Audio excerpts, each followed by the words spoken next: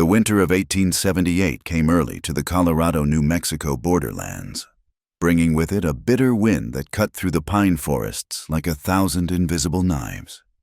The small logging town of Cedar Ridge sat hunched against the mountainside, its weathered buildings groaning under the weight of fresh snow.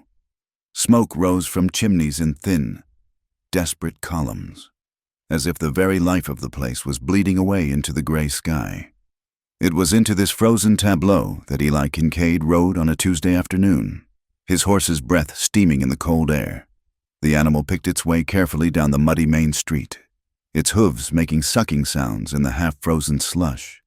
Eli sat straight in the saddle despite the weariness that lined his face, his buffalo coat dusted with snow and pine needles. His eyes, the color of winter ice, swept the street with the practiced caution of a man who had learned never to let his guard down. The townspeople watched from behind frosted windows and cracked doors. They knew Eli Kincaid well enough, or thought they did. He was the hunter who disappeared into the mountains for weeks at a time, returning with pelts and game when others would have frozen to death. A man of perhaps 35 winters, though the harsh life had etched itself deep into his features.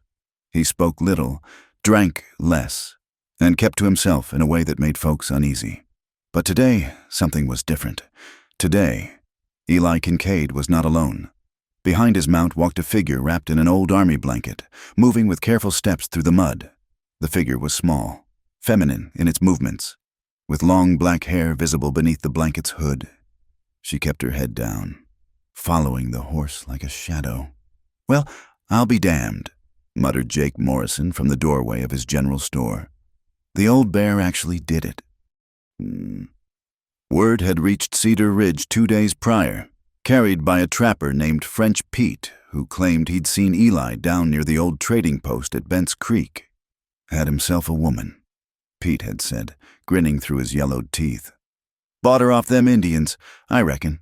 Pretty little thing, if you like 'em wild." The speculation had run rampant through the town like wildfire. Some said she was Apache. Others claimed Comanche. A few insisted she must be Mexican, stolen from some hacienda down south, but all agreed on one thing. Eli Kincaid bringing a woman to town was about as likely as the mountains themselves getting up and walking away. Yet here they were. Eli stopped his horse outside the Broken Wheel Saloon, the only drinking establishment in Cedar Ridge that stayed open through the winter months. He dismounted slowly, his joints stiff from the cold ride, and tied the reins to the hitching post. The woman stood perfectly still, waiting. "Come on," Eli said, his voice rough as tree bark. It was the first word anyone had heard him speak. The saloon door swung open before they reached it, and out stepped 3 cowboys who'd been warming themselves with whiskey since noon. Tom Brennan, Will Cartwright, and a newcomer called Missouri Joe. They were young men, full of themselves and the false courage that comes from a bottle. Well, Tom drawled, his words slightly slurred. "If it ain't the mountain man himself. Heard you went shopping, Kincaid." Eli's expression didn't change. He moved a step around them, but Missouri Joe shifted to block his path. "Now hold on there, friend. Ain't you going to introduce us to your purchase?" Joe's eyes traveled over the woman with undisguised interest. "How much she cost you? A rifle? Couple horses? Or did you trade some of that famous beaver pelt?" The woman remained silent, her face hidden in the shadow of the blanket. Only her hands were visible, hanging at her sides. Brown hands, work-hardened but graceful. Will Cartwright laughed, a harsh sound in the cold air.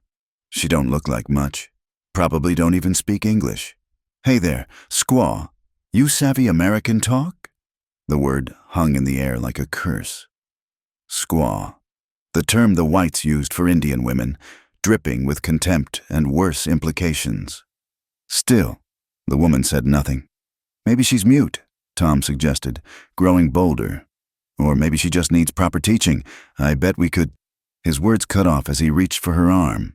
It was a casual gesture, the kind of proprietary touch that men like Tom felt entitled to with women they considered beneath them.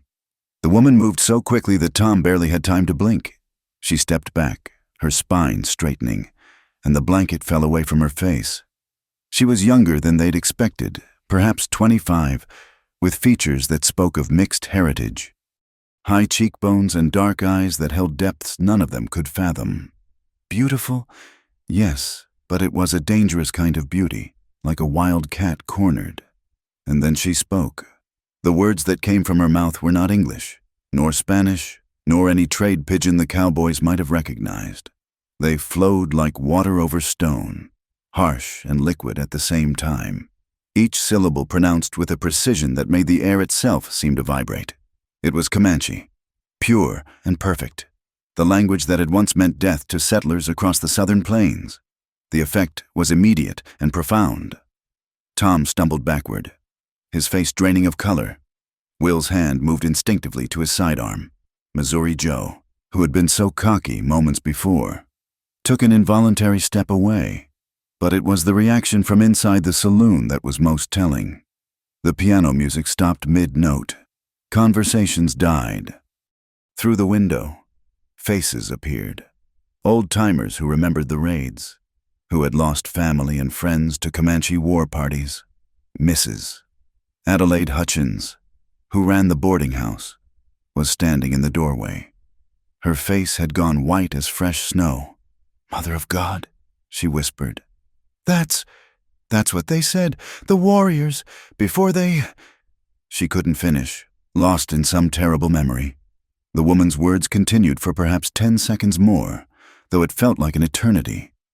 Her voice never rose above a conversational tone, but there was something in it, a quality that spoke of blood and fire and ancient grievances that would never be forgotten. When she finished, the silence was absolute. Even the wind seemed to have stopped. Eli Kincaid stepped forward then, placing himself slightly in front of the woman. His hand rested on the butt of his Colt .45, the gesture casual but unmistakable. "The lady and I are going inside for a drink," he said quietly. "You boys can move, or you can bleed. Makes no difference to me." For a moment, the standoff held. Then Tom Brennan, showing more wisdom than usual, stepped aside. "Come on, boys," he muttered. "Whiskey's probably watered down anyway." The 3 cowboys retreated down the street, throwing glances over their shoulders. Missouri Joe could be heard saying, "Did you see her eyes? Like looking into a grave. I swear." Eli guided the woman into the saloon with a gentle hand on her elbow. The patrons inside parted before them like the Red Sea, a mixture of fear and fascination on their faces. They found a table in the corner, away from the stove and the majority of the crowd. The bartender, a German immigrant named Klaus, approached cautiously. "Whiskey?" he asked, addressing only Eli. "2 glasses." Eli replied, "And Klaus, anyone bothers us, I'll take it personal." Klaus nodded rapidly and retreated. Around them, conversation slowly resumed, though at a much lower volume than before. Every eye in the place kept drifting back to their table, to the woman who had spoken in the tongue of the enemy. She sat straight-backed, her hands folded in her lap, seeming oblivious to the attention. When Klaus brought the whiskeys, she didn't touch hers. "You didn't need to do that," Eli said quietly, speaking for the first time since they'd entered. She looked at him then, and for just a moment, something flickered in those dark eyes. Not fear, not anger, but something else entirely. Something that might have been sadness. "They needed to know," she said, and her English, though accented, was perfectly clear. "I am not their toy." Eli nodded slowly and raised his glass. "No," he agreed. "You're not." They sat in silence after that. 2 islands in a sea of whispers and stares.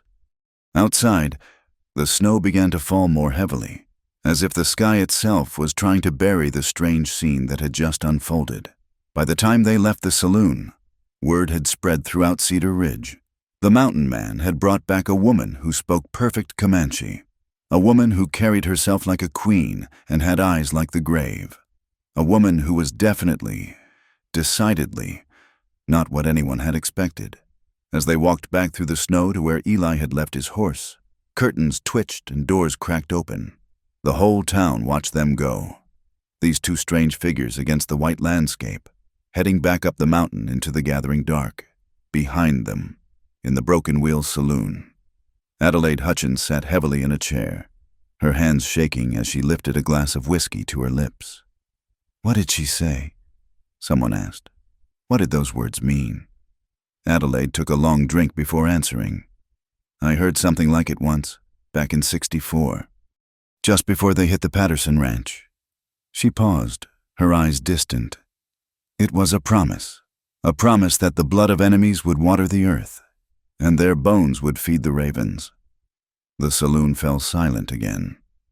Up on the mountain road, Eli Kincaid and his mysterious bride disappeared into the swirling snow, leaving behind a town that would talk of nothing else for days to come.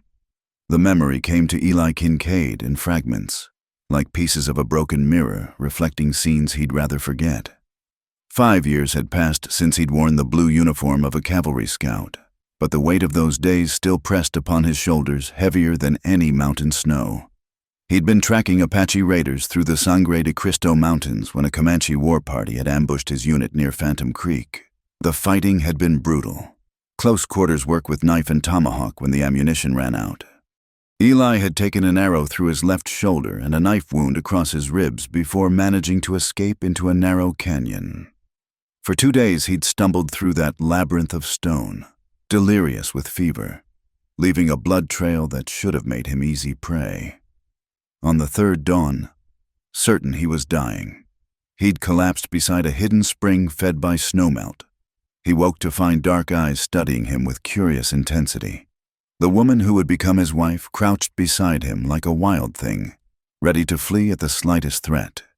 She wore a mixture of Comanche dress and trader's cloth, her hair in long braids adorned with beads that caught the morning light.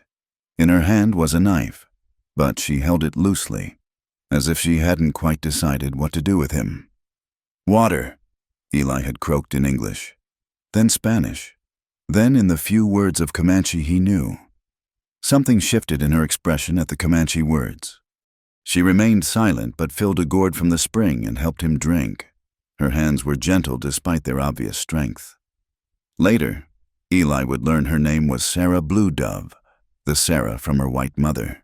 The Blue Dove from the Comanche who had raised her after her mother's death. Her mother had been Margaret Henley, taken in a raid on a wagon train in 1854 when she was barely 16. Unlike many captives, Margaret had adapted to Comanche life, even finding a measure of happiness with the warrior who claimed her. Sarah had been born between two worlds and welcomed in neither. Her lighter skin and green-flecked brown eyes marked her as different among the Comanche. While her upbringing made her alien to white society, she had learned to move like smoke through both worlds, invisible and unwanted. The hidden canyon where Eli had collapsed was her sanctuary, shared with a small band of Comanche who had refused to go to the reservation. They were the last free remnants of a once proud nation: old men, women, and a few young warriors who preferred death to captivity. Sarah had argued against helping him. She knew what soldiers meant for her people. But her adopted grandmother, a medicine woman named Speaks with Rivers, had studied Eli's fevered face and declared that the spirits had brought him for a reason. "This one has already died inside," the old woman had said in Comanche. "Perhaps the dead can help the dead." For weeks, Sarah had tended to Eli's wounds with traditional medicines: willow bark for fever, pine pitch to prevent infection, herbs she gathered from secret places in the mountains. She spoke little at first, and never in English, though Eli suspected she understood every word he said. As his strength returned, Eli observed the small band's daily struggle for survival. They were perhaps 20 souls in all, living on rabbit and deer, hiding from army patrols, clinging to traditions that the world had declared obsolete. He saw how they looked at Sarah, with love, yes, but also with the sadness of knowing she had no future among them. The attack came on a morning when frost still silvered the canyon walls. Eli woke to the sound of rifles echoing off stone. A patrol of buffalo soldiers had found them, whether through treachery or bad luck. He never learned. The fighting was brief and vicious. The old men and young warriors sold their lives dearly, but they were outnumbered and outgunned. Eli grabbed a fallen rifle and joined the defense, his loyalty to his rescuers outweighing his oath to the army. He fought beside warriors who weeks before would have gladly taken his scalp, united now in desperate survival. When the smoke cleared, half the band was dead, including Speaks with Rivers. Sarah knelt beside the old woman's body, her face a mask of grief that needed no translation. The surviving Comanche fled deeper into the mountains, but Sarah remained. When Eli asked why, she simply looked at the graves they had hastily dug and said in perfect English, "There is nothing left for me here. There never was." They traveled north together, two damaged souls navigating a world that wanted neither of them. Eli's desertion from the army meant he could never return to civilization openly. Sarah's mixed blood and Comanche upbringing meant she would always be viewed with suspicion and worse. In those weeks of travel, camping beneath stars that seemed to press down like the weight of eternity, they began to share their stories. Eli told her about his childhood on an Ohio farm, about enlisting after his parents died of cholera, about the things he'd seen and done in uniform that had slowly killed something inside him.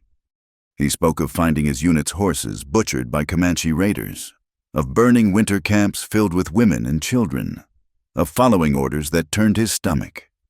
"I stopped believing in causes," he said one night as they camped by a stream. "Blue, gray, red, white. It's all just ways of saying us and them, and the them always end up dead." Sarah shared her own pain in measured doses. She told him about watching her mother die of smallpox when she was 8, about the warrior who had raised her being hanged by Texas Rangers when she was 15. She spoke of living between worlds, trusted by neither, carrying the weight of two people's hatred in her bones. "My mother used to cry at night," she said, staring into their small fire. "She thought I was asleep, but I heard her. She cried for the life she lost, the family she'd never see again, but in the daylight, she smiled and sang Comanche lullabies and tried to make a home for us. She was the strongest person I ever knew." They reached the Colorado Territory as the first snows began to fall. Eli knew of trappers' cabins in the high country, places where a man could disappear if he was careful. They holed up in an abandoned cabin for a week, making repairs, gathering supplies from Eli's hidden caches. It was there, with snow falling softly outside and a fire crackling in the hearth, that Eli made his proposition. "I'm going back to Cedar Ridge," he said. "Got money cached there, supplies. Nobody asks questions if you keep to yourself and bring in pelts regular." He paused, unable to meet her eyes. "You could come with me, as my wife. If you're willing, it would make things simpler." Sarah was quiet for so long that Eli thought she would refuse. When she finally spoke, her voice was soft as the snow against the windows. "Your wife," she repeated, as if tasting the words. "Sarah Kincaid, a white man's name for a white man's world." "You don't have to." "Yes," she interrupted. "I do. Blue Dove died with grandmother. Sarah died with my mother. Perhaps Sarah Kincaid can find a way to live." They were married, after a fashion, in that cabin with only the mountains as witness. Eli spoke words remembered from his childhood church, and Sarah sang a Comanche blessing her mother had taught her. They exchanged no rings. Such things meant little in the wilderness. But Eli gave her his mother's silver hair comb, the only valuable he'd kept through all his wandering. The journey to Cedar Ridge took another week through worsening weather. Sarah grew quieter the closer they got to civilization, wrapping herself in silence as surely as she wrapped herself in the old army blanket Eli had given her. "They won't welcome us," she said the night before they reached town. "They don't have to," Eli replied. "We just need them to leave us be." Sarah had looked at him then with those dark, knowing eyes. "That's not how your world works. Eli, there's no leaving be. There's only taking sides." Now, as they climbed the mountain road away from Cedar Ridge, the scene in the saloon still echoing in the cold air, Eli wondered if she had been right. He'd thought bringing her to town slowly, carefully, might ease their acceptance. Instead, her words in Comanche had awakened every fear and prejudice the townspeople carried. "You sorry I spoke?" Sarah asked, breaking the silence. Eli considered the question as their horses picked their way up the treacherous path. "No," he said finally. They needed to know you're not weak. Fear's better than contempt. Fear leads to violence. So does contempt. At least fear keeps a distance. They rode on through the falling snow. Two outcasts returning to their mountain sanctuary. Behind them, Cedar Ridge huddled against the storm, its people whispering about the mountain man and his Comanche bride, weaving stories that would grow with each telling. In truth, Eli thought, they knew nothing. They hadn't seen Sarah's gentleness as she tended his wounds, or her grief as she buried the woman who'd raised her. They didn't know about the nights she woke crying out in languages he didn't understand, or the way she could track a deer through new snow like she was reading words on a page. They knew only their fear, and perhaps that was enough. Perhaps that would keep them safe. The cabin appeared through the snow like a dark promise of shelter. Smoke still rose from the chimney. Eli had banked the fire carefully before leaving. Home, such as it was. The only home either of them might ever know. As they dismounted and began the familiar ritual of settling in for the night, Eli watched Sarah move through the tasks they'd established in their months together. There was a grace to her movements, an economy of motion that spoke of a life lived on the edge of survival. She was not what he'd expected when he'd proposed this arrangement. She was more, and that, Eli suspected, would make everything that came next that much harder. The cabin sat in a clearing carved from the pine forest, its log walls chinked with mud and moss against the mountain wind. It was small, just one room with a stone fireplace, a rough-hewn table, 2 chairs, and a bed built into the corner. Eli had added a lean-to for storing pelts and supplies, but otherwise it remained as he'd found it years ago, abandoned by some trapper who'd moved on or died. Those first weeks after the scene in Cedar Ridge tested them both in ways neither had anticipated. Sarah moved through the cabin like a ghost, touching nothing unnecessarily, occupying as little space as possible. She slept on the floor despite Eli's insistence she take the bed, rolling herself in a buffalo robe near the fireplace. During the day, she would stand at the single window for hours, watching the snow fall through the pines, her expression unreadable. Eli, for his part, threw himself into the familiar routines of survival. He checked his trap lines, split firewood until his hands bled, mended gear that didn't need mending. Anything to avoid the suffocating silence that had settled between them like a third presence in the cabin.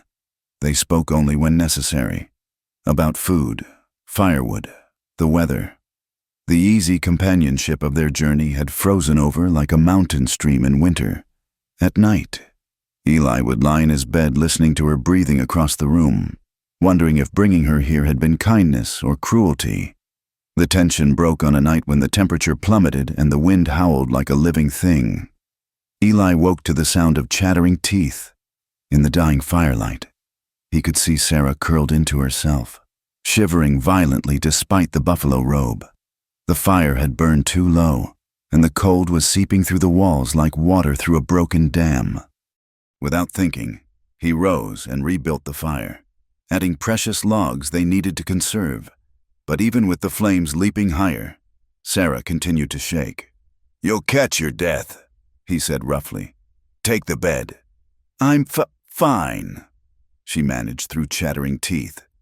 "You're not fine. You're freezing." He grabbed an extra blanket from a trunk. "At least move closer to the fire." She uncurled slightly, and he saw that her lips had taken on a bluish tinge. Fear shot through him. He'd seen men freeze to death, and it could happen faster than most people realized, making a decision that would have seemed impossible an hour before.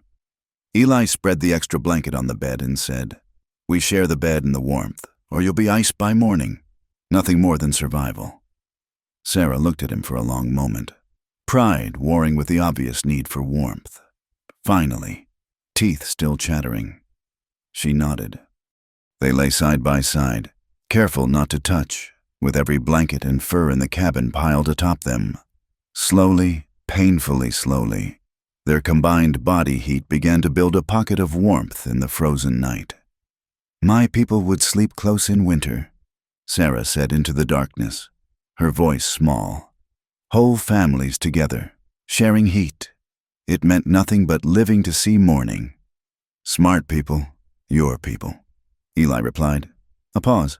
Then, they're all dead now. The weight of those words settled over them heavier than any blanket, without conscious thought.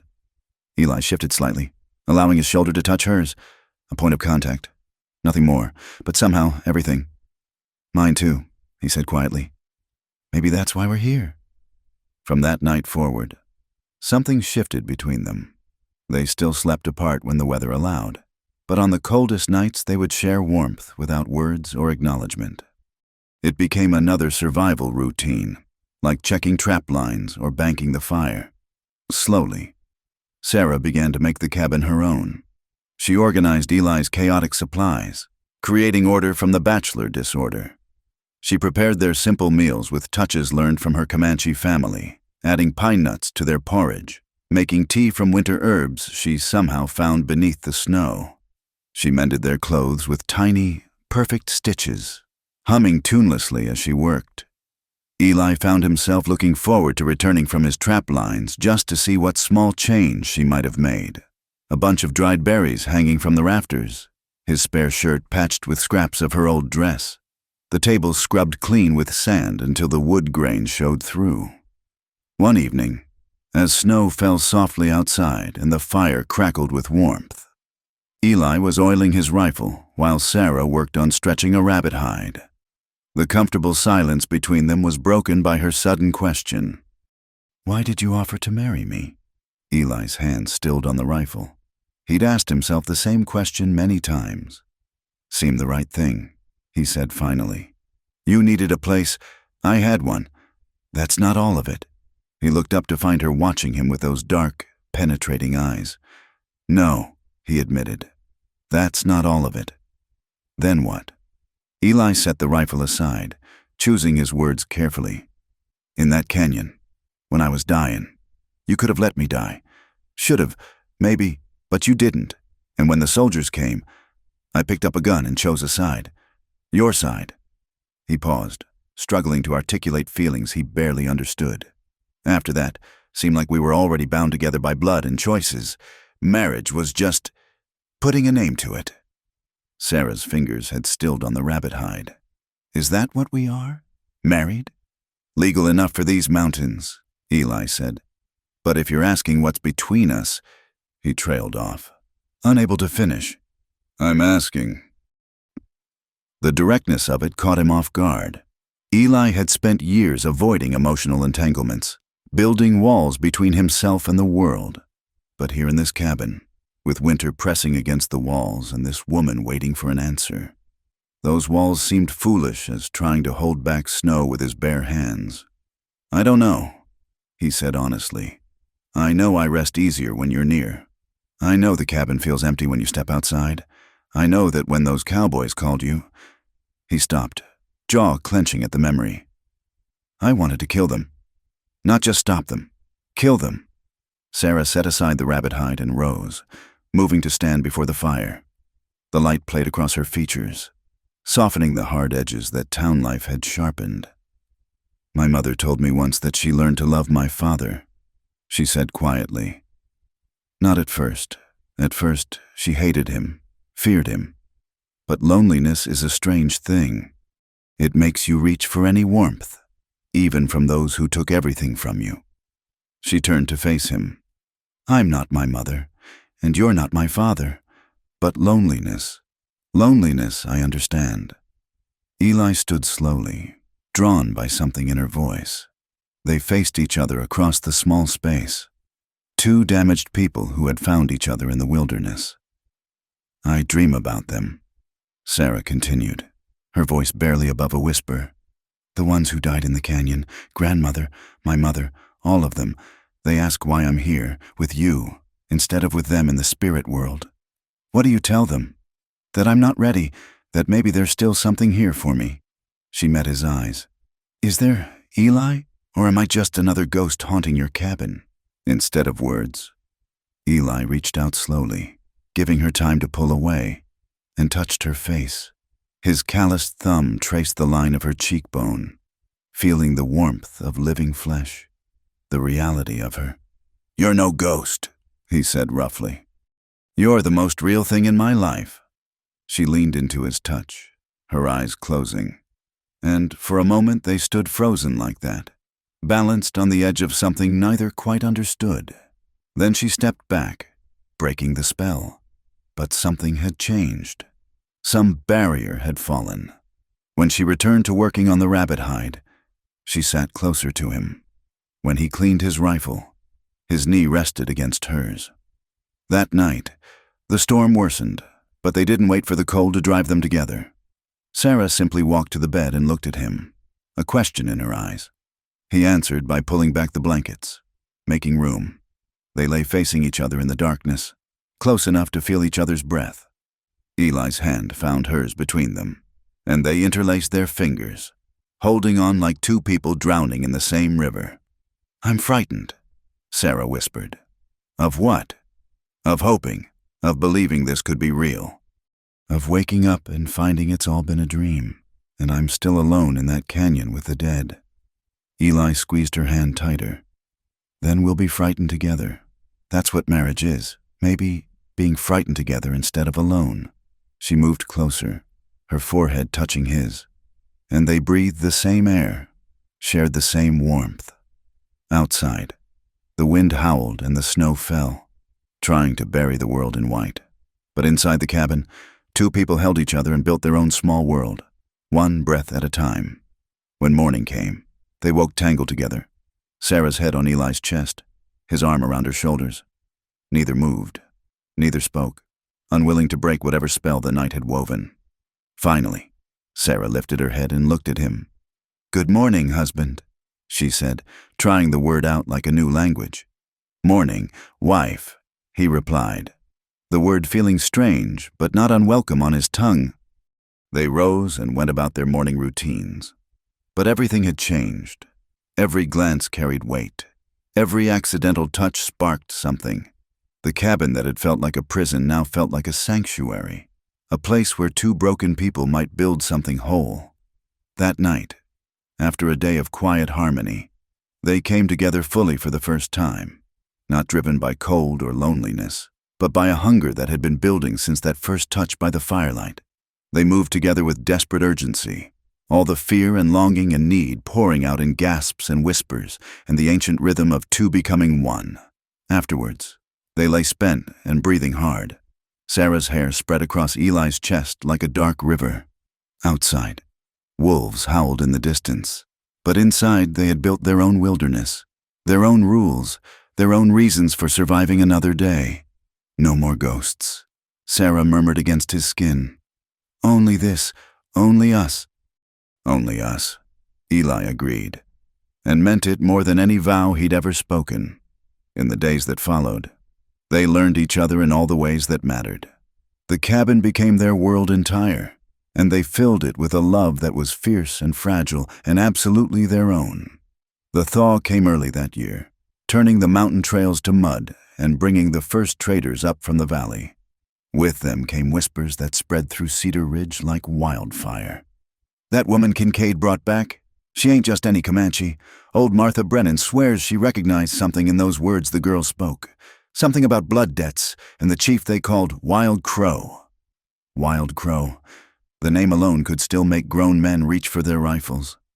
He'd led raids throughout Texas and New Mexico for 20 years before the army finally cornered him.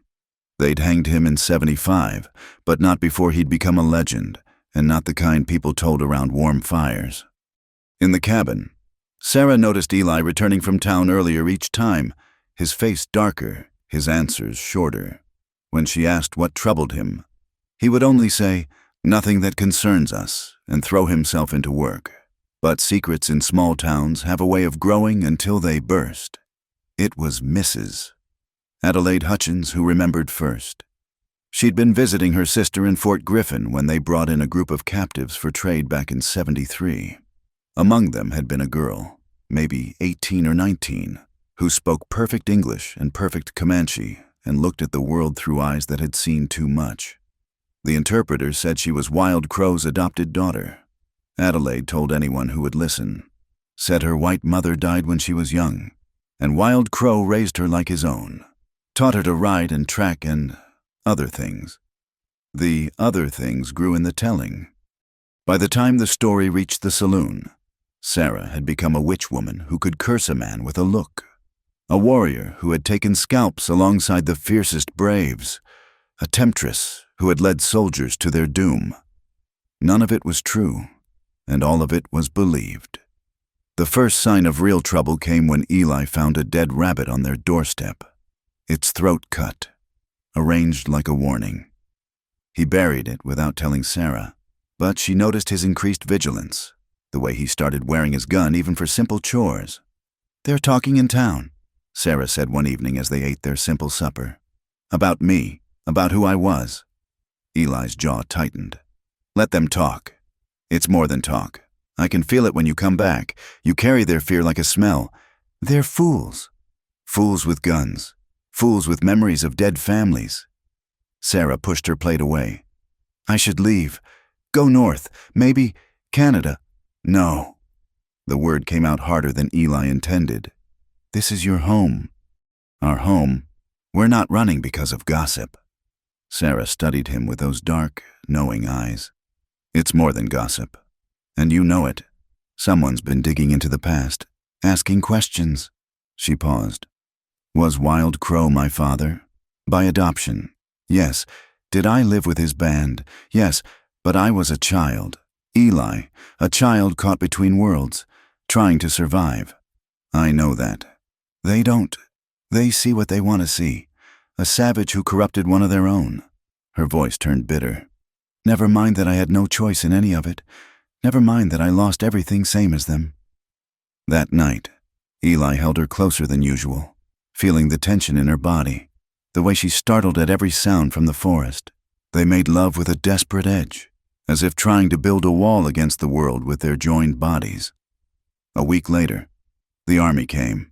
It was just a small patrol, 5 men led by a lieutenant named Garrison, young and eager to prove himself. They stopped in Cedar Ridge asking questions about a woman who'd been seen with Wild Crow's band, a half-breed who might have information about hidden camps and missing army supplies. The townspeople were more than happy to point the way to Eli Kincaid's cabin. Sarah saw them coming first, her instincts honed by years of watching for danger. "Soldiers," she said quietly, stepping back from the window. 5, maybe 6. Eli checked his rifle, his face grim. "Get to the root cellar." "No. Sarah, running makes me look guilty. Hiding makes it worse." She straightened her dress, lifted her chin. "I've done nothing wrong." The knock came minutes later, authoritative and demanding. Eli opened the door to find Lieutenant Garrison, clean-shaven and pressed despite the muddy ride, his men arrayed behind him. "Mr. Kincaid, I'm looking for the woman living with you." "My wife. What's your business with her?" "That's army business. I need to speak with her." Sarah appeared at Eli's shoulder, calm as still water. "I'm here." Garrison's eyes widened slightly, whatever he'd expected. It wasn't this composed young woman with intelligent eyes. "Ma'am, I need to ask you some questions about your time with the Comanche war chief known as Wild Crow." "He's dead," Sarah said simply. "Has been for years." "Yes, ma'am. But there are questions about missing army supplies, weapons that were never recovered, possible caches hidden in these mountains."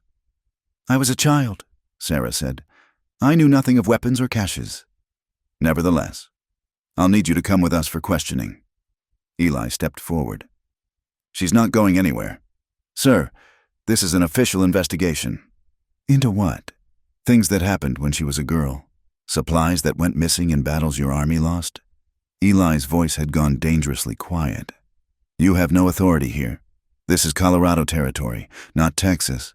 And she's my wife, not your prisoner." Garrison's hand moved to his sidearm. Behind him, his men shifted nervously. It was Sarah who diffused the moment. "Lieutenant," she said, stepping around Eli, "I understand you have a job to do. Ask your questions, but ask them here, where my husband can witness that I'm treated fairly." For the next hour, Garrison questioned her about camps, trails, other survivors from Wild Crow's band. Sarah answered what she could, which was little.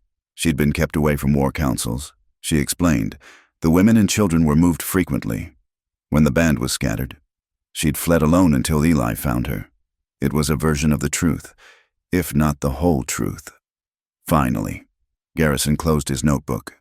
There are those who say you participated in raids, that you were more than just a captive.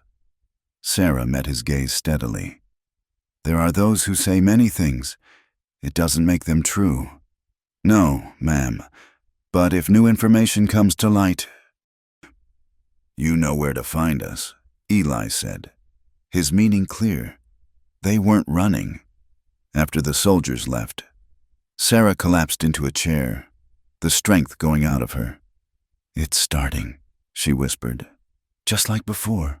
Questions, then accusations, then nothing, Eli said firmly. Because I won't let it go further. But they both knew it was already beyond their control. The visit from the army legitimized every whisper, every suspicion. Sarah was no longer just the mountain man's strange wife. She was a person of interest in military matters. The news spread through Cedar Ridge within hours. Some felt vindicated in their suspicions. Others, like Klaus, the bartender who'd lost his own family to Kiowa raids, began to mutter about justice delayed. 3 nights later, someone took a shot at their cabin. The bullet punched through the shutters, missing Sarah by inches as she prepared their evening meal. Eli grabbed his rifle and plunged into the darkness, but the shooter was already gone, leaving only boot prints in the mud. We can't stay, Sarah said as Eli boarded up the bullet hole. You know we can't. This is our home. This is your home. I'm just a burden you're carrying, a danger. Tears ran down her face. I should never have let you bring me here. Should have known there's no place for someone like me. Eli pulled her against him, feeling her shake with suppressed sobs. You're not a burden. You're my wife, my choice, and I'll kill anyone who tries to take you from me. You can't kill the whole world, Eli, and that's what it would take. The whole world that sees me and sees only an enemy. They spent that night barricaded in the cabin, taking turns on watch. Sarah dozed fitfully against Eli's shoulder, whimpering in her sleep, speaking broken words in Comanche that he didn't understand, but that sounded like goodbye. By morning, they both knew what had to be done. They couldn't fight a town, couldn't change minds poisoned by years of warfare and loss, but they could run. North to Canada, west to California, somewhere beyond the reach of army investigations and frontier justice. Eli began preparing quietly, caching supplies along the northern trails, converting what he could to gold coin, making ready for a journey that would likely be their last in these mountains. Sarah watched him with eyes that held too much understanding. When? She asked simply. Soon, before the next full moon. Let them think we're hunkering down, waiting it out. She nodded and went back to her sewing, but Eli noticed she was making him a new shirt, sturdy and warm. The kind a man would need for a long journey, the kind a woman made when she wasn't sure she'd be there to mend the next one. That night, as they lay together, Sarah traced the scars on his chest with gentle fingers. Promise me something, she whispered. Anything. If something happens, if they come for me, don't die for me. Live, find another life, another place, be happy. Nothing's going to happen. Promise me. But Eli couldn't make that promise, because they both knew that some loves were worth dying for, and theirs had become one of them, forged in loneliness and tempered in the fires of a world that wanted them apart. Instead, he kissed her, pouring all his promises into that touch, all his determination to see her safe, all his love for this woman who had brought light to his darkness. Outside, an owl called in the night, and the mountains stood eternal and uncaring, waiting to see how this small human drama would end. The morning Eli left to check his northern trap line dawned crisp and clear, with that peculiar quality of light that comes to the mountains in early spring. Sarah kissed him goodbye at the door, her hands lingering on his chest, something unsettled in her dark eyes. Just 3 days, he assured her, misreading her concern. Then we'll be ready to leave. Be careful, she whispered. and he heard in those 2 words all the fears she couldn't voice. Luther Hobbs had been watching the cabin for a week, noting Eli's patterns, waiting for his chance. He was a trapper by trade, but a scavenger by nature, the kind of man who took what he wanted when the opportunity arose. The humiliation at the saloon still burned in his gut, along with the memory of those dark eyes that had looked at him like he was nothing. He waited until Eli's horse disappeared over the ridge before making his move. Sarah heard the door splinter before she saw him. She'd been grinding corn the way Speaks with Rivers had taught her, lost in the rhythm of stone on stone. The peaceful morning shattered like ice under boots.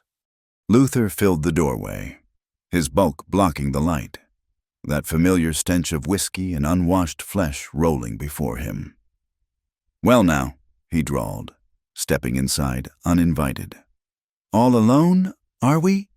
Sarah's hand moved instinctively toward the knife at her belt, but Luther was already moving, faster than his size suggested. His hand caught her wrist, squeezing until she gasped. Now. No need for that. Just thought we could have us a little talk. You and me, about manners, about knowing your place. My husband will kill you." Sarah's voice was steady despite the fear coursing through her veins. Luther laughed, an ugly sound. "Your husband ain't here, and even if he was, ain't no law against visiting neighbors." His grip tightened, pulling her closer. "Besides, what's he gonna do? Kill a white man over some half-breed savage? They'd hang him for sure." Sarah's mind raced, calculating distances, weapons, escape routes. The rifle was by the door. Too far. The skinning knife hung by the fireplace. Her belt knife was trapped by Luther's grip on her wrist. "Fought like a wildcat last time," Luther continued, his free hand reaching for her hair. "But there ain't nobody here to play hero now. Just you and me, like it should have been from the start." It was the assumption in his voice that snapped something inside Sarah, the certainty that she was his for the taking, that her will meant nothing, that she was less than human and therefore available. It was every nightmare from her mother's stories, every fear that had chased her through 2 worlds. "No," she said quietly. Luther's face darkened. "No, you don't get to say no to me. Girl, your kind never—" Sarah moved with the fluid grace of her Comanche training. Her free hand shot up, fingers rigid, striking Luther's throat. As he gasped and loosened his grip, she twisted away, her belt knife finally clearing its sheath. Luther stumbled back, clutching his throat, rage replacing surprise on his florid face. "You little—" He lunged at her, and Sarah danced aside, the knife flashing out to catch his sleeve, drawing blood. They circled each other in the small cabin, predator and prey no longer certain of their roles. "I'll make you pay for that," Luther wheezed, pulling his own knife. "Make you beg before I'm done." Sarah said nothing, saving her breath, watching his movements. She'd seen Comanche warriors train, had learned through observation if not practice, but Luther had size and strength and the confidence of a man who'd always taken what he wanted. He feinted left, then drove right, faster than she expected. Sarah's dodge came a heartbeat too late. His fist caught her shoulder, spinning her into the table. The knife flew from her hand, clattering across the floor. Luther was on her before she could recover, one hand tangling in her hair, yanking her head back. "Got you now," he breathed, whiskey sour in her face. But Sarah had learned survival in harder schools than this. Her hand found the grinding stone, still dusted with cornmeal, and she swung it with desperate strength. It connected with Luther's temple with a sound like breaking wood. He staggered, blood running down his face, but didn't fall. Sarah scrambled for her knife, but he caught her ankle, dragging her back. They rolled across the floor, each fighting for advantage. Luther's greater strength against Sarah's desperation. His hands found her throat, squeezing, and the world began to narrow to a dark tunnel. Sarah's fingers scrabbled at his face, finding his eyes, pressing until he screamed and reared back. The moment of freedom was all she needed. Her hand closed on the knife handle, and she drove it up between his ribs, feeling it scrape bone before sinking deep. Luther's eyes widened in shock. He looked down at the knife handle protruding from his side, Then at Sarah, as if unable to comprehend that this had happened, that she had done this to him. "You!" he gasped, blood bubbling on his lips. He reached for her one more time, but his strength was flowing out with his blood. Sarah scrambled back, watching him fall, watching the life fade from his eyes until there was nothing left but meat and regret. She sat there for a long time, blood on her hands, her dress torn, bruises already forming on her throat. The cabin that had been her sanctuary was violated, marked by violence, reeking of death and Luther's last moments. Finally, moving like an old woman, she rose and went to the door, looking out at the peaceful morning that seemed to mock what had just occurred. She couldn't stay here, not with Luther's body cooling on her floor. But where could she go? Back to town to report what had happened. They'd never believe her. A half-breed woman killing a white man. She'd hang before sunset. With shaking hands, she gathered what she could carry, dried meat, her mother's silver comb that Eli had returned to her, the few coins they'd saved. She saddled her horse, moving through the motions automatically, her mind still trapped in that moment when the knife went in. She dragged Luther's body outside, lacking the strength to move him far. Let them find him. Let them draw their own conclusions. She was already condemned in their eyes. This would only confirm what they'd always believed. As she mounted her horse, Sarah looked back at the cabin one last time. She and Eli had built something there, something precious and fragile and now destroyed. He would return to find blood and absence and know that their dream was dead, unless he didn't return at all, unless they caught him first, blamed him for Luther's death, hanged him for protecting what was his. The thought nearly drove her back inside, but she knew staying would only make it worse.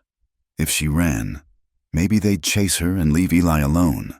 Maybe he could claim ignorance, start over somewhere else, find a woman who didn't carry death in her wake. She turned her horse north and kicked it into a gallop, fleeing into the wilderness that had always been her truest home. Eli found her gone and Luther dead 2 days later. He read the scene like the tracker he was, the forced entry, the struggle, the blood patterns telling their violent story. His hands shook as he found strands of Sarah's hair caught in the doorframe, a scrap of her dress torn away in the fight. She'd defended herself. She'd survived. She'd run. He buried Luther in a shallow grave far from the cabin, knowing it would be found, but not caring. Then he saddled a fresh horse and set out after his wife, following tracks that were already fading, chasing a ghost through the mountains. The trail led north as he'd expected, toward Canada and theoretical safety, but it also wandered, doubled back, split apart as if Sarah couldn't decide whether she wanted to be found or lost forever. He caught up to her at dusk on the third day, finding her camped by a stream in a box canyon. Her horse hobbled nearby. She was sitting by a small fire, staring into the flames, and didn't look up when he approached. "I killed him," she said simply. "I know." Eli dismounted, moving slowly, as if approaching a wounded animal. "He forced his way in. You defended yourself. They won't see it that way. I don't care how they see it." Now she looked up, and her eyes were hollow with exhaustion and grief. "You should care. You should have let me go. Should have forgotten you ever knew me." "Not possible," Eli said, sitting beside her, careful not to touch until he knew it was welcome. "I bring death," Sarah whispered. "First my mother, then my adopted family, now this. Everyone I touch is destroyed. Luther destroyed himself the moment he broke down our door." "Our door?" She laughed bitterly. "There is no hour anymore. Eli, there's just you and the savage who killed a white man. They'll hunt us now, really hunt us, not just questions and suspicions, but ropes and guns." Eli reached out slowly, giving her time to pull away, and took her hand. It was cold despite the fire. "Then we run together, like we planned. You could stay. Say I stole your horse, your supplies. Say you were hunting me, too. Is that what you think of me? That I'd throw you to the wolves to save myself?" She turned to him then, tears streaming down her face. "I think you're a good man who made a bad choice in saving me. I think you deserve better than a life running from my ghosts." "You're not a ghost," Eli said, unconsciously echoing words from months ago. You're my wife, my choice, and I'd rather run with you than live without you. She broke then, falling against him, sobs shaking her whole body. He held her as the last light faded from the sky, as the fire burned low, as the mountains stood witness to their grief and determination. When the tears finally stopped, Sarah pulled back enough to look at him. Her throat was bruised purple and black where Luther had choked her, and Eli felt fresh rage at a dead man. He hurt you, he said, his voice rough. He tried to do worse. I didn't let him. She touched his face with gentle fingers. But he hurt us. Eli, he broke what we were building. No, Eli said firmly. He broke into our home. He attacked you, but he didn't break us. Only we can do that. She studied him for a long moment, then leaned in and kissed him softly, carefully, as if testing whether such tenderness was still possible in a world gone violent. They made love there by the dying fire, slowly, gently, reclaiming each other from the brutality of recent days. It was different from their passionate encounters in the cabin. This was healing, affirmation, a promise made flesh that they would not let the world's cruelty destroy what they'd found. Afterward, they lay entwined under the cold stars, planning their route north, the supplies they'd need, the false names they'd use, practical matters to avoid thinking about all they were losing. I'm sorry, Sarah whispered against his chest. Sorry I brought this to your door. You brought yourself to my door, Eli replied. Everything else was already there, waiting, the hate, the fear, the violence. You just gave it a face to focus on. A savage face, a beautiful face, a brave face, the face of the woman I love. It was the first time either had used that word, and it hung between them like a bridge across dark water. Love, Sarah repeated softly. Is that what this is? What else could it be? She was quiet for a moment. Then God help us both. They rose before dawn and continued north, two figures against the vastness of the mountains, fleeing toward an uncertain future but fleeing together, behind them. Luther's grave waited to be discovered, and with it would come the final transformation of their story from scandal to tragedy. But for now, they had each other, and the trail ahead, and love enough to sustain them through whatever darkness awaited. The news of Luther Hobbs' death reached Cedar Ridge like a match thrown into dry kindling. His brother found the shallow grave 3 days after Eli's return, and by nightfall, the town was ablaze with righteous fury. Murdered, Jack Hobbs roared in the saloon, his face red with grief and whiskey. That savage woman killed my brother in cold blood, and Kincaid helped her escape. The story grew with each telling. Luther had gone to check on Sarah out of neighborly concern. She'd lured him inside and attacked without provocation. Eli had helped dispose of the body before fleeing with his murderous wife. By midnight, Luther Hobbs had transformed from a known troublemaker into a martyred citizen. Sheriff William Dalton, a cautious man who'd held his position by avoiding hard choices, found himself pressed into action by the mob gathering outside his office. Now hold on, he said, raising his hands for calm. We don't know the facts yet. Could have been self-defense. Self-defense? Adelaide Hutchins pushed to the front of the crowd. That woman spoke death curses in Comanche. She's Wild Crow's daughter. How many more have to die before we act? The crowd's anger fed on itself, growing stronger with each shouted accusation. Someone mentioned the Army's interest in Sarah. Another recalled raids from years past. Old wounds opened fresh, bleeding poison into the night air. Form a posse, Jack Hobbs demanded. Track them down before they escape to Canada. Sheriff Dalton, seeing which way the wind was blowing, reluctantly agreed. I'll lead it myself, but we do this legal-like. If we find them, they come back for trial. A rope's got its own kind of justice, someone muttered, and the crowd murmured agreement. By dawn, 15 men rode out of Cedar Ridge, armed and determined. They found the cabin with its signs of struggle, the bloodstains Sarah couldn't clean, the evidence of violence that confirmed their assumptions. See here, Jack Hobbs said, pointing to knife marks on the door frame. She fought him, probably screamed like a wildcat while she did it. Nobody mentioned that the door had been forced from outside, or that the blood patterns suggested defense rather than attack. They saw what they wanted to see. Miles to the north, Eli and Sarah pushed through a spring snowstorm, unaware that pursuit had already begun.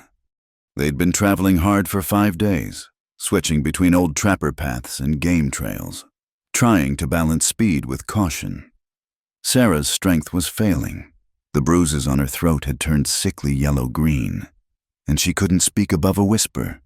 Worse were the nightmares that came whenever she closed her eyes. Luther's weight on her, the knife going in, the light leaving his eyes. "We need to rest," Eli said as she swayed in her saddle. "Can't," she whispered. "They're coming." "You don't know that." She looked at him with hollow eyes. "I know." They made camp in a cave Eli had used years before, hidden behind a waterfall that would mask their smoke. As Sarah collapsed onto their blankets, Eli tended the horses and set snares, trying to stretch their dwindling supplies. When he returned, he found her burning with fever. "Sarah." He knelt beside her, feeling her forehead. Heat radiated from her skin like a stove. "The fight," she murmured. "Something wrong inside. Hurts to breathe." Eli's hands found her ribs, feeling carefully. She gasped when he touched her left side, and he could feel the swelling there. Broken ribs. Maybe worse. She'd been hiding it, pushing through the pain. And now her body was failing. He dosed her with willow bark tea and packed snow around her to break the fever. But he knew she needed real medicine, real rest. The nearest town was 2 days away, and showing their faces there would be suicide. Through the night, he held her as she shivered and burned by turns. She spoke in delirium, sometimes in English, sometimes in Comanche, sometimes in languages that seemed to come from dreams. She called for her mother, for Speaks with Rivers, for people long dead. "I'm sorry," she whispered during a moment of clarity. "Should have been stronger. You're the strongest person I know."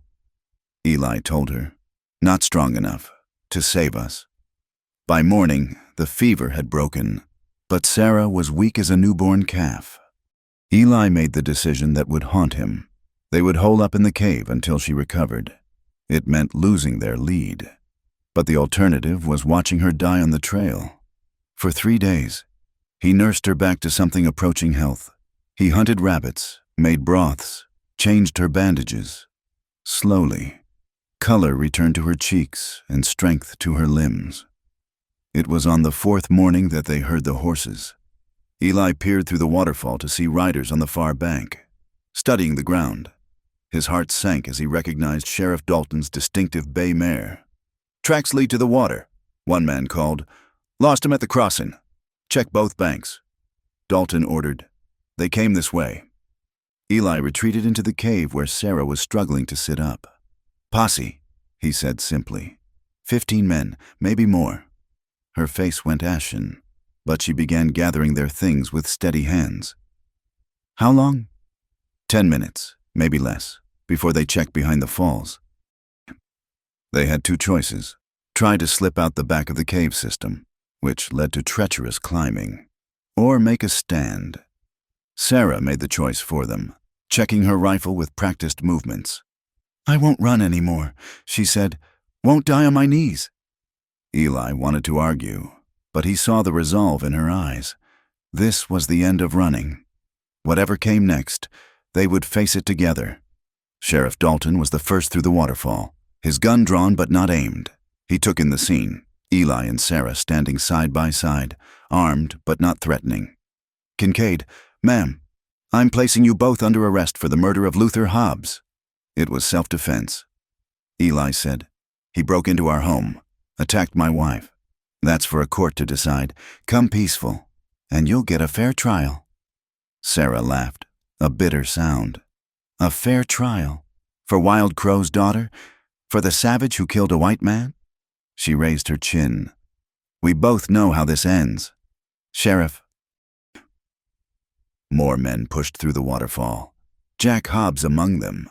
His face twisted with hate when he saw Sarah. "There's the murdering witch. String her up right here." Stand down.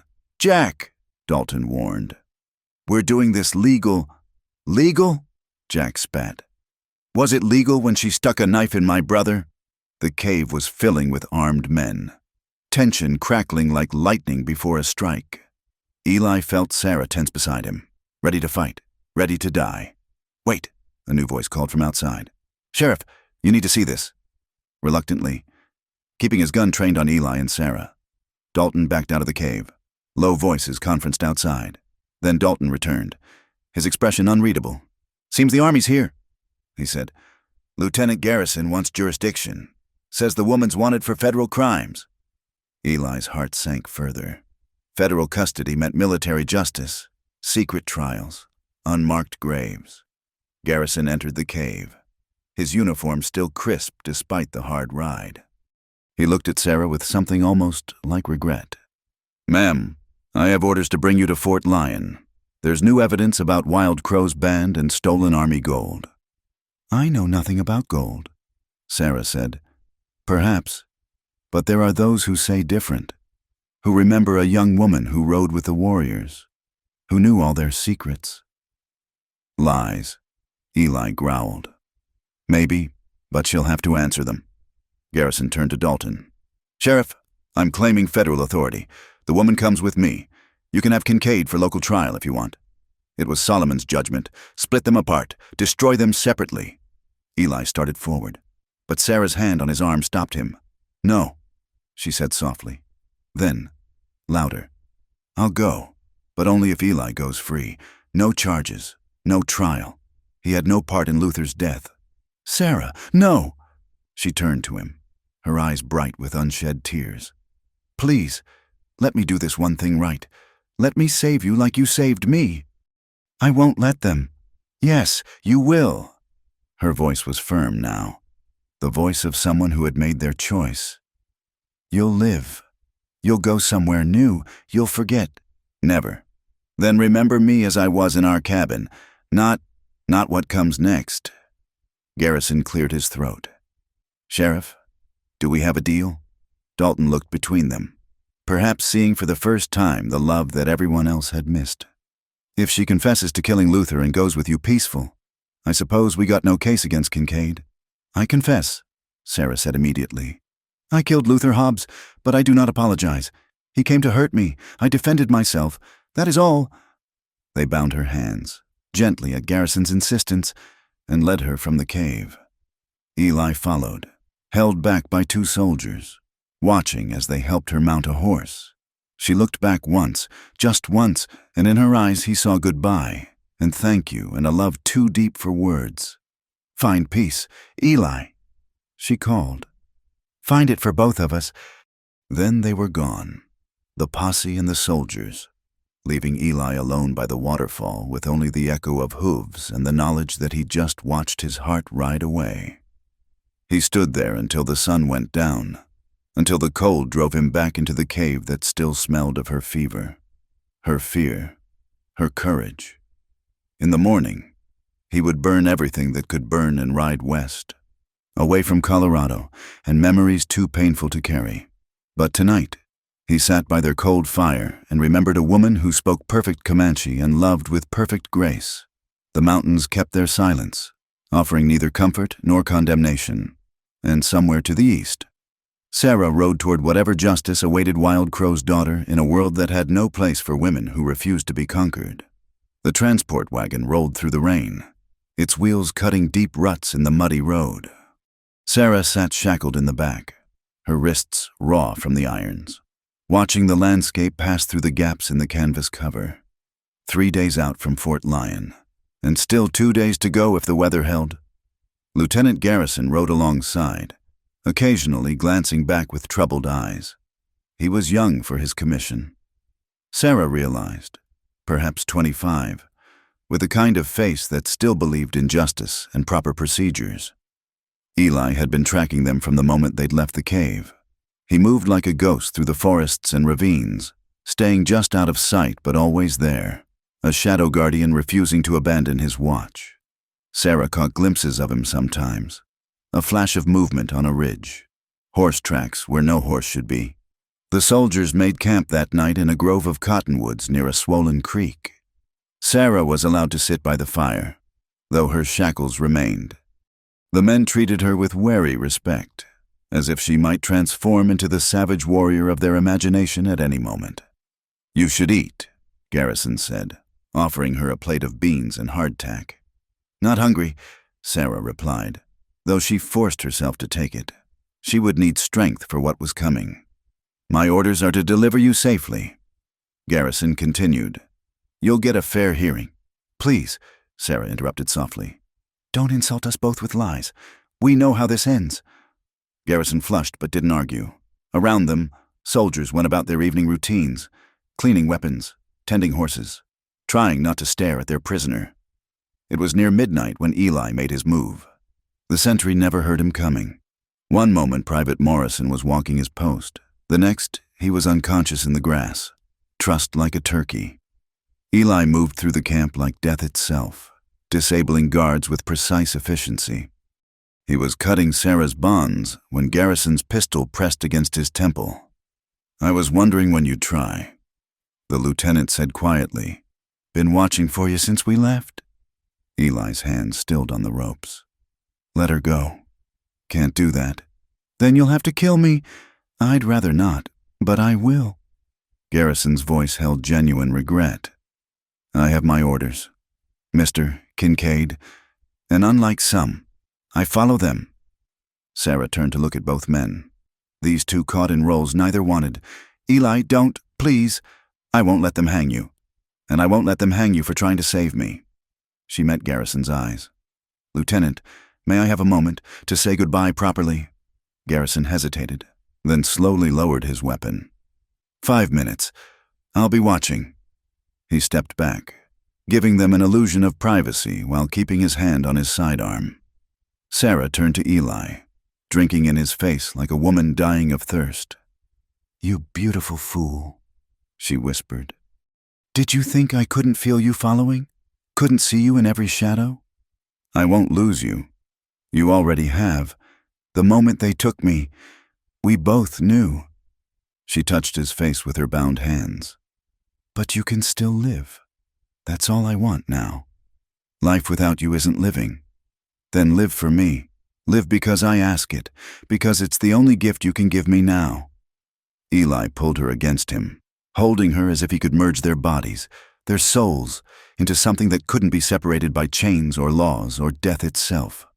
"Run," Sarah whispered against his chest.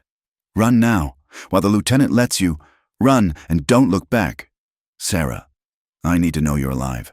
I need to carry that with me, wherever I'm going. Please, Eli, if you love me, go." He pulled back to look at her, memorizing every line of her face. Then he kissed her, pouring all his love and desperation into that final touch.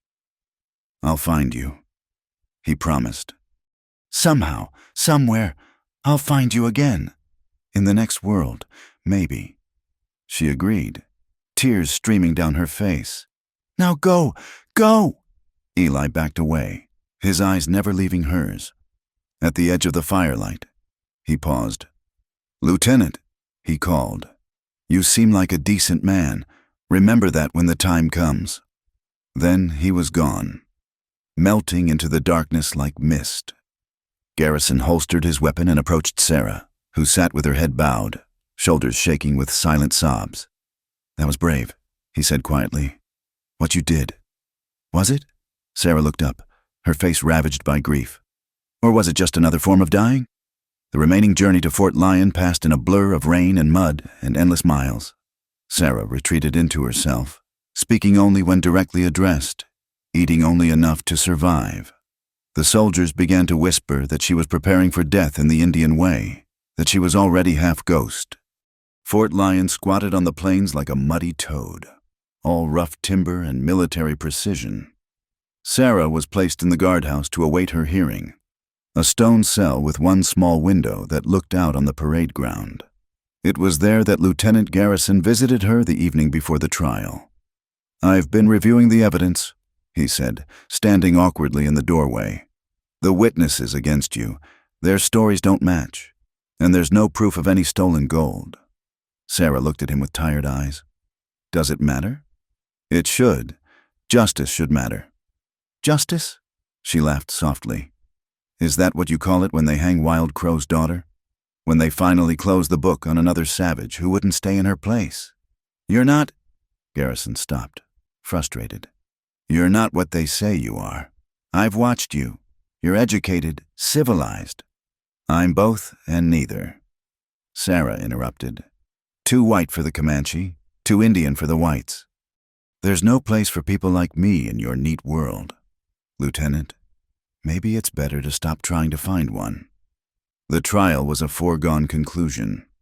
The prosecutor, Major Harrison, painted a picture of a dangerous woman who had lived among hostiles, who had likely participated in raids, who had murdered a white citizen when her savage nature finally showed itself. Sarah's defense attorney, a nervous young lieutenant assigned against his will, barely spoke. The witnesses were everything Sarah had expected. Adelaide Hutchins testified about the death curse in the saloon. Jack Hobbs wept crocodile tears for his dead brother. A former scout claimed he'd seen a woman matching Sarah's description riding with Comanche warriors during a raid in '74, though Sarah had been barely 16 then and hundreds of miles away. When asked if she wished to speak in her defense, Sarah stood slowly, her chains rattling in the silence. I did kill Luther Hobbs, she said clearly.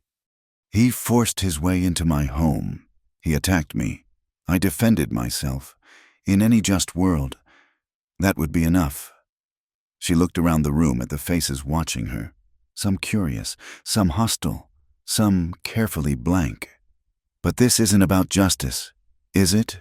It's about fear. Fear of people like me who don't fit into your categories, who remind you that your neat lines between civilized and savage are lies you tell yourselves. Her voice grew stronger. My mother was Margaret Henley, stolen from her family at 16. She survived. She adapted. She found love and had a daughter. Does that make her a traitor to her race? Does that make me an abomination? The defendant will restrict herself to the facts of the case, the judge warned. Sarah smiled sadly. The facts? The fact is, Luther Hobbs thought he could take what he wanted from me because I'm part Indian. The fact is, you'll hang me not for what I did, but for what I am. Those are the only facts that matter here. She sat back down to dead silence. The verdict came within an hour. Guilty of murder. The sentence, death by hanging, to be carried out at dawn 3 days hence. That night, as Sarah sat in her cell listening to the soldiers preparing the scaffold in the yard, Garrison appeared one last time. There's talk of escape, he said quietly. Some of the men think Kincaid might try something.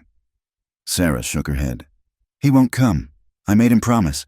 You don't think he'd break that promise? Not to me. Never to me. She looked at the young officer. Can I ask you something? Lieutenant? Of course. When you write your report, will you mention that I went quietly? That I didn't fight or curse or beg? I'd like Eli to know that, somehow. Garrison's throat worked. I'll make sure he knows. Thank you. He turned to go, then paused. For what it's worth, I'm sorry. This isn't what I thought serving justice would be like. No, Sarah agreed. Sarah. It never is. The night passed slowly. Sarah sat by her small window, watching the stars wheel overhead, thinking of nights in the mountains when she and Eli would lie beneath these same stars and dream of a future that would never come. Near dawn, she heard it, a coyote's howl, long and mournful, from somewhere beyond the fort walls. But she knew it wasn't a coyote. She knew that voice. He'd come after all. Not to rescue her. He knew as well as she that the fort was too well guarded, but to let her know she wasn't alone, that she would never be alone, not even at the end. She pressed her hand to the window and whispered a prayer in Comanche, then one her mother had taught her in English, prayers for Eli, that he would find peace, that he would remember their love and not let bitterness poison it. When they came for her at dawn, she was ready. The scaffold stood stark against the lightning sky. A small crowd had gathered, Soldiers, a few civilians from the nearby town, the inevitable vultures who came to watch death for entertainment. Sarah climbed the steps steadily, her head high. She looked out over the crowd and beyond, to where the plains met the mountains, to where somewhere a man who loved her was watching and dying inside. The hangman asked if she had any last words. "Yes," Sarah said, her voice carrying clearly in the still morning air. "I am Sarah Blue Dove Kincaid. I was born between worlds and I die between worlds. But I lived and I loved, and I was loved in return. That is more than many can say."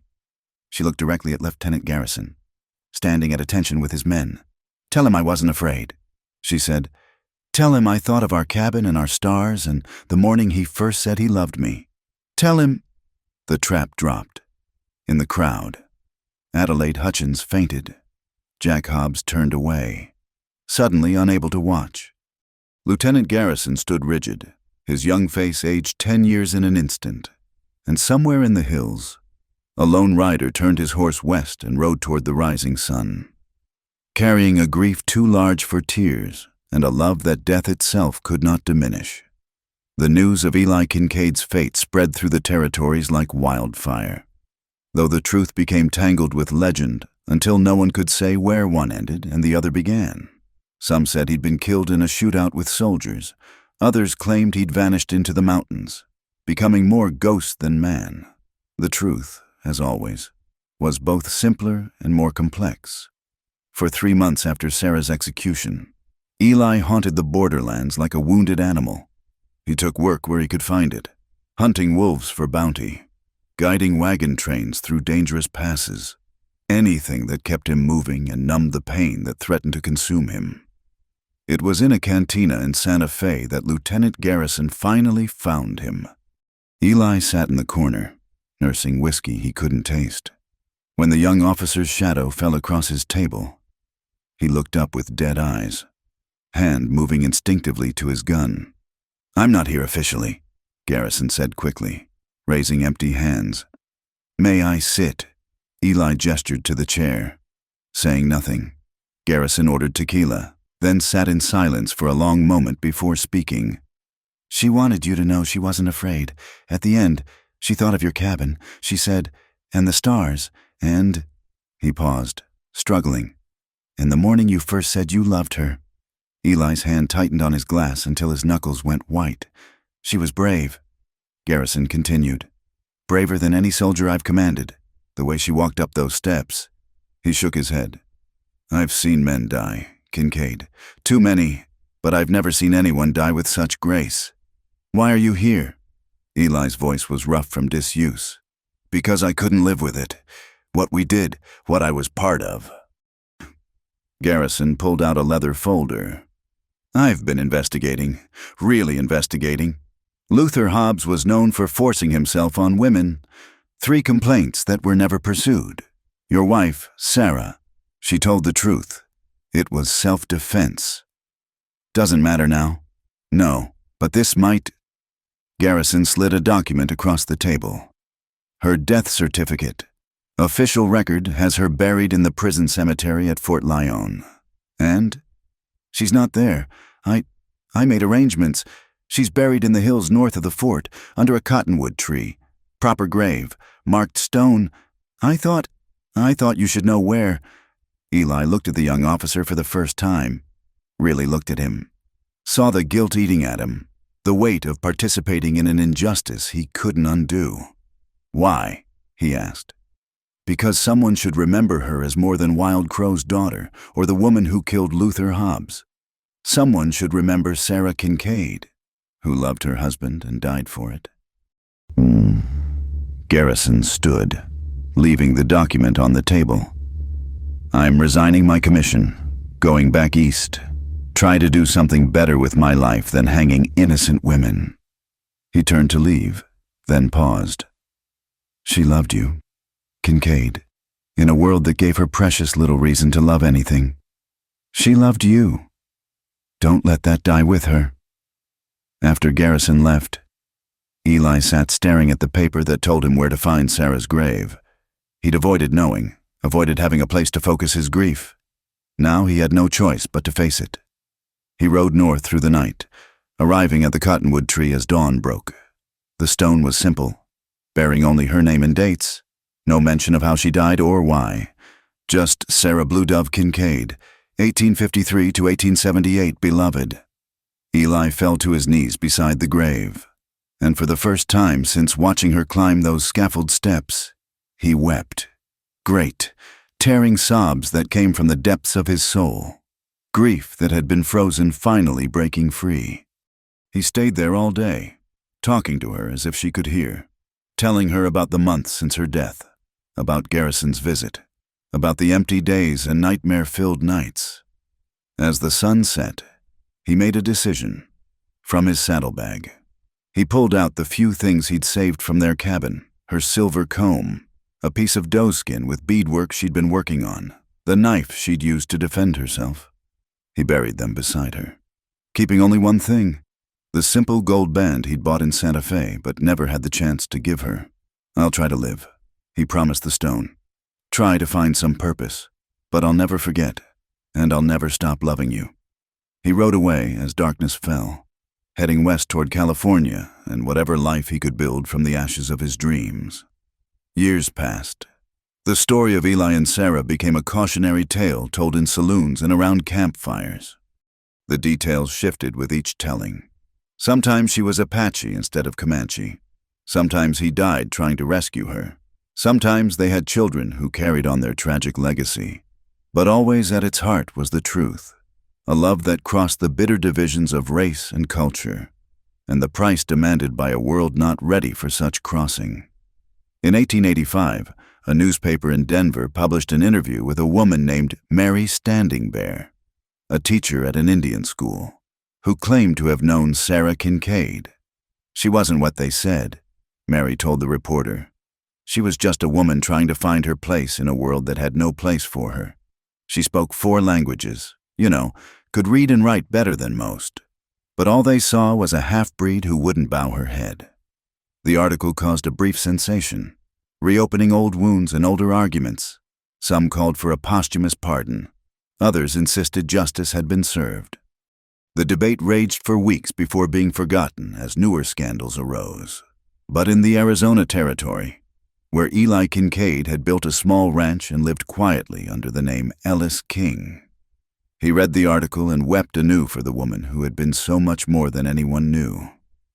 He never remarried, though there were opportunities. He hired men without asking about their past, helped families traveling west, became known as a fair man who kept to himself and asked only for the same courtesy in return. On clear nights, he would sit outside and look at the stars, remembering other stars and another life. In 1891, as he lay dying of pneumonia, Eli gave his foreman a sealed letter with instructions to mail it to a certain address in Boston. The letter reached Lieutenant Colonel Paul Garrison, retired, now a professor of law, with a simple message: tell them the truth, all of it. Let her story be known as it really was, not as fear and hatred made it. She deserves that much. E.K. Garrison honored the request, publishing a detailed account of the case in several Eastern newspapers. It sparked renewed debate about justice, race, and the treatment of Native Americans. Some historians credit it as one of many small voices that eventually led to changes in how such cases were handled. But for those who lived through those times in Cedar Ridge, Fort Lyon, and the surrounding territories, the story remained more personal. It was about Sarah's dignity in the face of injustice, Eli's devotion that survived even death, and the tragedy of 2 people who asked only to be left in peace to love each other. The cabin where they lived those few precious months was eventually reclaimed by the forest, but locals say that sometimes, on cold winter nights when the snow falls heavy, you can still see smoke rising from a chimney that isn't there, and hear the echo of laughter from people long gone. As for the graves, Eli's foreman followed his final instructions, burying him beside Sarah under the cottonwood tree. The stone bears both their names now, and simply says, "Together at last." Every spring, wildflowers grow there in profusion, Indian paintbrush and columbine, mixing red and white and blue in a harmony that life denied them but death could not prevent. Travelers still stop sometimes, drawn by the peaceful spot and the worn stones that speak of a love story born in violence but sustained by tenderness. The University of Denver archives hold Garrison's papers, including his original notes from the trial and a daguerreotype he had commissioned of Sarah's gravestone. Pinned to it is a note in an unknown hand. She lived, she loved, she mattered. And in the end, perhaps that's all any of us can hope for: to live, to love, to matter to someone. Sarah Blue Dove Kincaid achieved all three in her brief 25 years. And if the price was terrible, the love was real. The mountains remember. Even if people forget, they remember a tracker who found his heart and a woman who gave hers freely. They remember tears and laughter, hope and despair, and a love that proved stronger than all the forces arrayed against it. And sometimes, when the wind blows just right through the pines, it sounds almost like voices, a man and woman talking softly, planning a future that never came to pass in this world but might yet exist somewhere beyond the reach of prejudice and pain. For love like theirs doesn't truly die. It only waits, patient as stone and enduring as the mountains themselves, for a better world where such love needs no defending. Thank you for listening to this tale from the Wild West, where love and tragedy walked hand in hand across the unforgiving frontier. I'm curious to know where you're experiencing this story. Are you driving through the mountains, sitting by a cozy fire, or perhaps walking under the same stars that once witnessed Eli and Sarah's love?